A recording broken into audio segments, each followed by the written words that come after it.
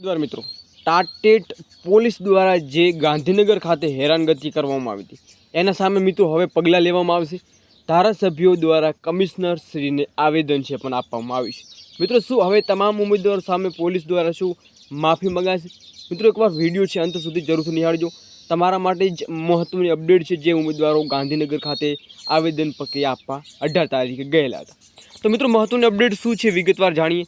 તો તમે જોઈ રહ્યા છો કે જે નારી શક્તિ દ્વારા જે અહીંયા પ્રદર્શન કાર્ય કરવામાં આવ્યું હતું જેમાં તેમને ખસેડવામાં આવ્યા હતા અને જે પોલીસ દ્વારા ડિટેન પ્રક્રિયા કરવામાં આવી હતી જેના કારણેથી મિત્રો ધારાસભ્ય દ્વારા અહીંયા તમે જોઈ રહ્યા છો કે અગાઉ આ ઉમેદવારો કેટલા પ્રતિનિધિઓ શિક્ષણ મંત્રી કુબેર ડિંડોર પાસે ગયેલા છે, તેમનું વર્તન યોગ્ય ન હતું એવું અધ્યાપક તરીકે પણ તેઓ ઉમેદવારોને વેદના સમજી સત્વરે ભરતી માટે કાર્યવાહી કરવી જોઈએ એવું પણ અહીંયા જોવા મળી રહ્યું છે। કેમ કે ધારાસભ્ય દ્વારા મહત્વનું કમિશનરશ્રીની રજૂઆત કરવામાં આવી છે કે બંધારણ વિરુદ્ધ કોઈપણ કાર્ય છે એ ઉમેદવારો તરફથી કરવામાં નથી આવ્યું।